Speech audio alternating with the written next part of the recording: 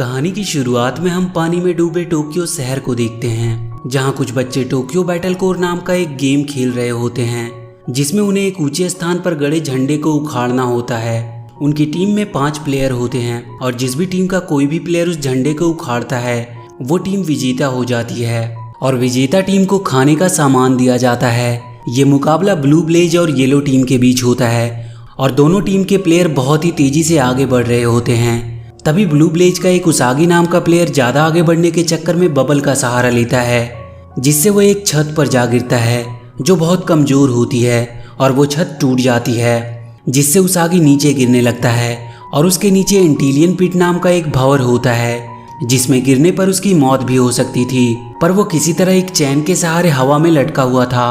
Usagi को हवा में लटका देख उस खेल का चीफ सीन बचाव के लिए रेस्क्यू टीम भेजता है, लेकिन रेस्क्यू टीम के पहुंचने से पहले ही उसकी टीम का सबसे होनहार प्लेयर, जिसका नाम हिबिकी होता है, वो बबल का सहारा लेते हुए उसागी को बचा लेता है, क्योंकि वो बबल को महसूस करता था और उसे बबल से एक अद्भुत संगीत सुनाई देती थी।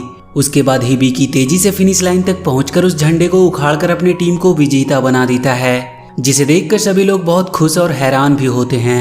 उसके बाद हम देखते हैं कि ब्लू ब्लेज की टीम अपनी जीत की खुशी मना रही होती है और वहीं हिबिकी अपना हेडफोन लगाए अकेला बाहर खड़ा होता है। दरअसल हिबिकी को कान की एक बीमारी होती है, जिसकी वजह से उसे शोर से एलर्जी होती है, इसीलिए वो हमेशा हेडफोन लगाए रहता था। तभी वहाँ पे चुपके से उनकी टीममेट मकोतो आ जाती है, जो हिबिकी का हेडफोन ले लेती है। हिबिकी उसे ऐसा करने से मना करता है और हेडफोन वापस मांगता है, तो मकोतो भी उसे वो हेडफोन वापस कर देती है। इसके बाद वो उससे कहती है कि तुमने उसागी को बचाने की जोखिम क्यों उठाई? अगर तुम एंटीलियन पिट में गिर जाते तो उसे हेडक्वार्टर को जवाब देना पड़ता और उन सबको यहाँ से निकाल दिया जाता। तो हिबिकी उससे कहता है कि उसने ऐसा इसलिए किया क्योंकि उसे उसकी ज़रूरत थी। उसके बाद हम एक टावर को देखते हैं, जहाँ से हमेशा हिबिकी को एक सॉन्ग सुनाई देता था, जिसे सुनकर हिबिकी उस टावर की ओर जाने लगता है। मकोतो हिबिकी को रोकने की कोशिश करती है, लेकिन वो नहीं रुकता और वो टावर की ओर चला जाता है। उसके बाद वहाँ पे सीन आ जाता है, जिसे मकोतो बताती है कि हर बार की तरह सॉन्ग सुनने के लिए हिबिकी टावर की ओर गया है, तो सीन उसके पीछे जाता है। उसके बाद ये कहानी 5 साल पहले फ्लैशबैक में जाती है, जहां हमें बताया जाता है कि पूरी दुनिया में बबल गिरे जिनमें रहस्यमयी शक्तियां थी और उन बबल के गिरने से पूरी दुनिया में हंगामा खड़ा हो गया। कुछ समय बाद टोक्यो शहर के केंद्र में एक बहुत बड़ा विस्फोट हुआ, जिससे टोक्यो शहर एक अंडरग्राउंड हाफ बबल बन गया। उसके बाद से दुनिया में बबल गिरना बंद हो गया, लेकिन टोक्यो शहर में बबल गिरने की घटना जारी रही और कुछ दिनों के बाद वो बबल फटकर पानी बन गए, जिससे पूरा टोक्यो शहर डूब गया। पूरी दुनिया से वैज्ञानिक टोक्यो में रिसर्च करने के लिए आए, लेकिन कोई भी वैज्ञानिक बबल फॉल फेनोमेना का कारण नहीं बता पाया।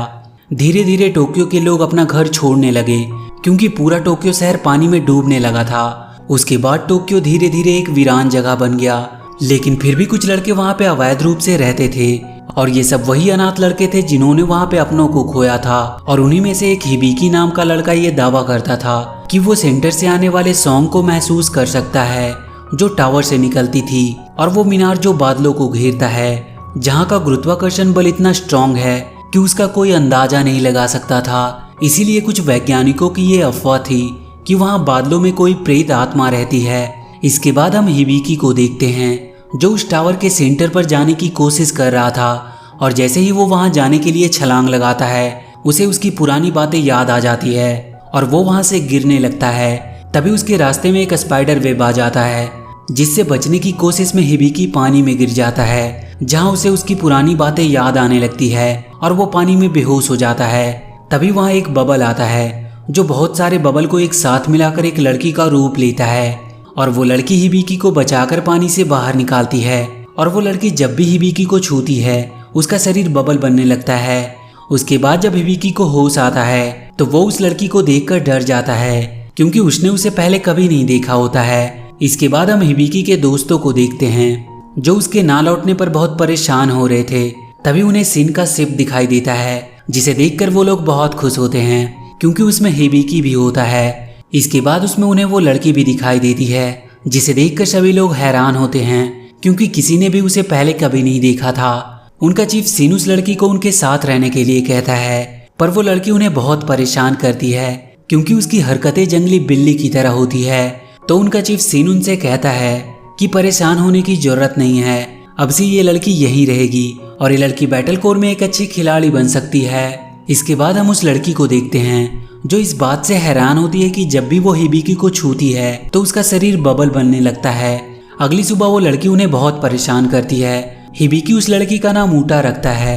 अपना नाम ऊटा सुनकर वो बहुत खुश होती है और जब मकोतो अपने लैब में काम कर रही होती है तो वहाँ उनका चीफ सिन आता है, जिसे वो बताती है कि वो लड़की पहले से बेहतर हो रही है। और उसके अगले दिन बैटल कोर गेम में मुकाबला दी अंडरटेकर और टीम क्रॉफिस के बीच होता है, जिसमें अंडरटेकर के प्लेयर टीम क्रॉफिस के प्लेयर के साथ बहुत चीटिंग करते हैं और वो मुकाबला जीत जाते हैं। उसके बाद रात में हम ऊटा को देखते हैं जो मकोतो से लिटिल मरमेड की किताब लेकर उसे कहानी सुनाने को कहती है। तो मकोतो उसे कहानी सुनाने लगती है। उस कहानी को सुनने के बाद ऊटा हिबिकी के पास जाती है और उससे कहती है कि हिबिकी तुम राजकुमार हो और मैं एक लिटिल मरमेड हूँ। ये सुनकर हिबिकी हैरान हो जाता है और वहीं हम ऊटा को देखते हैं जो बबल की सहायता से जीवन चक्र का निर्माण करती है। इसके बाद हम मकोतो, ऊटा और हिबिकी को देखते हैं जो एक साथ बैठे होते हैं। तो ऊटा किताब के एक भंवर को देखती है तो मकोतो ऊटा को बताती है कि भंवर उनके जीवन चक्र का एक हिस्सा है। तभी हिबिकी वहां से चला जाता है और एक सुंदर गार्डन में जाकर फूलों को पानी देने लगता है। तभी हिबिकी को उसके पीछे किसी के होने का एहसास होता है और जब वो पीछे मुड़कर देखता है तो वहाँ पे ऊटा होती है। वो ऊटा को बताता है कि ये जगह उसका सीक्रेट है और यहाँ पे उसके अलावा और कोई नहीं आता। उसके बाद हिबिकी ऊटा से पूछता है कि क्या तुम भी वेब की आवाज सुन सकती हो। तो ऊटा कहती है कि हाँ, उसे भी वो आवाज सुनाई देती है। इसके बाद ऊटा हिबिकी के हेडफोन की ओर इशारा करती है तो वो उसे बताता है कि बचपन में उसे शहर में होने वाले शोरगुल की आवाज से बहुत डर लगता था, जिसकी वजह से उसकी मॉम ने उसे बहुत से डॉक्टर को दिखाया लेकिन उसका कोई इलाज नहीं मिला। तो उसकी मॉम ने उसे हेडफोन दिया और जब बबल गिर रहे थे तो वो उस टावर पर ही था। तभी वहाँ पे एक धमाका हुआ और जब उसकी आंख खुली तो वो देखता है कि उसे बचा लिया गया था और बाकी सब कुछ तबाह हो गया था। और उसी के बाद से उसे उस टावर से एक सॉन्ग सुनाई देता है जो सभी आवाज से बिल्कुल अलग है और वो ऊटा से कहता है कि उसने इससे पहले किसी को ये बात नहीं बताई। इसके बाद वो दोनों वहाँ पे बहुत एंजॉय करते हैं और वहीं हम मकोतो को देखते हैं जो अपने लैब में होती है। तभी वहाँ पे अंडरटेकर टीम के प्लेयर आ जाते हैं और उसे किडनैप करके ले जाते हैं। उन्होंने ये सब इसीलिए किया होता है ताकि वो ब्लू ब्लेज के साथ लाइव स्ट्रीम करके पैसा कमा सके। और इसके बाद वो ब्लू ब्लेज के बचे 3 प्लेयर को भी भंवर में फंसा देते हैं और वो तेजी से आगे बढ़ने लगते हैं। और जब ऊटा भंवर को देखती है तो वो उसमें जंप लगा देती है लेकिन वो उसमें गिरती नहीं है, वो बबल के सहारे आगे चली जाती है। तो हिबिकी भी अपने साथी की मदद से ऊटा के पास पहुंच जाता है। उसके बाद दोनों तेजी से आगे बढ़ने लगते हैं। उन दोनों को तेजी से आगे बढ़ते देख अंडरटेकर टीम के प्लेयर उन्हें नीचे गिराने की कोशिश करते हैं लेकिन वो दोनों उनका सामना करते हुए उस झंडे तक पहुंच जाते हैं और वो ये मुकाबला जीत लेते हैं और अपने साथी मकोतो को भी वहां से छुड़ा लेते हैं। उसके बाद वो हमेशा की तरह अपनी जीत को सेलिब्रेट करते हैं और वहीं हम ऊटा को देखते हैं जो बाहर खड़ी उस टावर की ओर देख रही होती है। तभी वहाँ एक स्पाइडर वेब आता है और वो उसमें चली जाती है जहाँ उसे पता चलता है कि उसे उसकी बहनें सागर में बुला रही है और अगर ऊटा नहीं जाती है तो वो उसकी जगह को तबाह कर देंगे। तभी वहाँ हिबिकी आ जाता है जो ऊटा को उसकी पहली जीत के लिए उसे एक गिफ्ट देता है जिसे लेकर ऊटा बहुत खुश होती है। उसके बाद हिबिकी ऊटा को बताता है कि आज उसने पहली बार अपने आप को महसूस किया है और ये सब सिर्फ उसी की वजह से संभव हो पाया। तभी हिबिकी देखता है कि वो बबल फिर से गिरने लगते हैं। गिरते बबल को देखकर मकोतो हैरान हो जाती है क्योंकि ये बबल ठीक वैसे ही होते हैं जो 5 साल पहले गिरे थे और वो अपने साथियों को बताती है कि ये सेकंड बबल फेनोमेना है और उन्हें जल्दी से टोक्यो शहर को छोड़ देना चाहिए।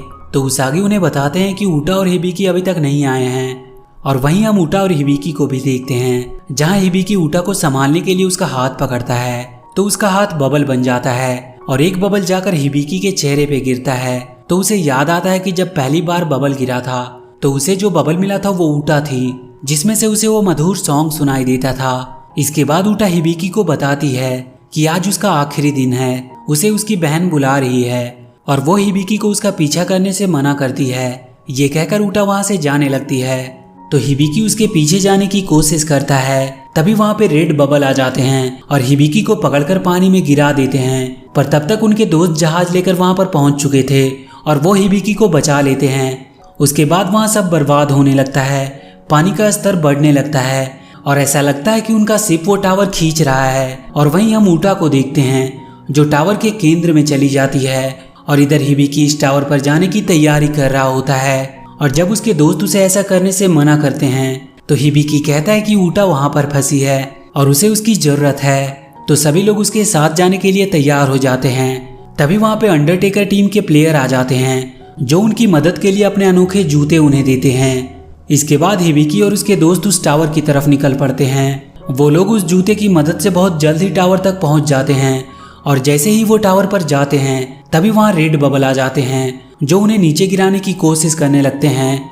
लेकिन हिबिकी बहुत तेजी से ऊपर की ओर जा रहा था और जैसे ही वो ऊटा को पुकारता है वो और उसके दोस्त नीचे जाने लगते हैं। और जब वो नीचे देखते हैं तो वहाँ 2 स्पाइडर वेब होती है जो उन्हें तेजी से नीचे खींच रही होती है। उन्हें कुछ समझ में नहीं आ रहा होता है कि वो क्या करे। तभी उनकी मदद के लिए वहाँ उनका चीफ सीन आता है और उनसे कहता है कि वो आगे जाएगा और वो लोग उसके पीछे आए। और सीन आगे बढ़ने लगता है और बाकी के लोग उसके पीछे जाते हैं। और वहीं हिबिकी अपने दोस्त काई और सिन की मदद से उस टावर के सेंटर में चला जाता है। और जैसे ही वो टावर के सेंटर में जाता है तो सब नॉर्मल हो जाता है और वो स्पाइडर वेब भी खत्म हो जाते हैं। इसके बाद जब हिबिकी अंदर चला जाता है तो वहाँ वो अपने आप को वैसा ही पाता है जैसा वो 5 साल पहले था। वहाँ पे जाकर वो अपने पुराने यादों में खो जाता है और जैसे ही वो अपने परछाई को छूता है तो वो बबल बनकर गायब हो जाते हैं। तभी उसकी नज़र ऊपर जाती है जहाँ वो ऊटा को देखता है जो अपनी बहन के साथ समुद्र के तल में जाने वाली होती है। तो हिबिकी ऊटा को रोकने के लिए उसके पास जाने की कोशिश करता है पर तभी वो नीचे गिर जाता है और उस टावर से रेड वेव निकलने लगती है जिसको देखकर सिन कहता है कि अब ये टावर गिरने वाला है। और वहीं हिबिकी पर वो रेड बबल हमला कर देते हैं और उसे अपने अंदर कैद कर लेते हैं जिससे हिबिकी का दम घुटने लगता है। उसे मरता देखकर ऊटा अपनी बहन से अपना हाथ छुड़ाकर हिबिकी के पास आती है और उसे बचा लेती है। इससे उस टावर सेंटर के रेड बबल ब्लू बबल में बदल जाते हैं और वो टावर भी अब गिरने लगता है। तभी हिबिकी देखता है कि उसके छूने से ऊटा बबल बनती जा रही है और वहाँ पे बहुत से रेड बबल आ जाते हैं और उन दोनों पर हमला कर देते हैं। पर हिबिकी किसी तरह ऊटा को लेकर वहाँ से बचते हुए निकल जाता है। इसके बाद हम देखते हैं कि टोक्यो शहर जो हाफ बबल से कवर था अब वो समाप्त हो चुका है। और वहीं हम ऊटा को देखते हैं जो हिबिकी के संपर्क में आने से पूरी तरह से बबल बन जाती है और पानी में चली जाती है। तभी वहाँ पे हिबिकी के दोस्त आ जाते हैं और वो सब देखते हैं कि ऊटा बबल बनकर चारों तरफ गिर रही होती है। तो उसे देखकर सब लोग इमोशनल हो जाते हैं। इसके बाद हमें इस कहानी में बताया जाता है कि इसी प्रकार हमारा शरीर जिन तत्वों से मिलकर बना है वो हमारे मरने के बाद इन्हीं में फैल जाते हैं और भंवर में मिलकर पुनः एक जीवन का निर्माण करते हैं। और इसी प्रकार इस ब्रह्मांड में जीवन चक्र की प्रक्रिया चलती रहती है। इसके बाद हम टोक्यो शहर को देखते हैं जो अब पहले जैसा नॉर्मल हो गया होता है और वो लड़के वहीं अपना टोक्यो बैटल कोर गेम खेलने लगते हैं और ये कहानी यहीं पर समाप्त हो जाती है। तो वीडियो अगर अच्छी लगी हो तो please do like and share the video and please subscribe to my channel and press that bell icon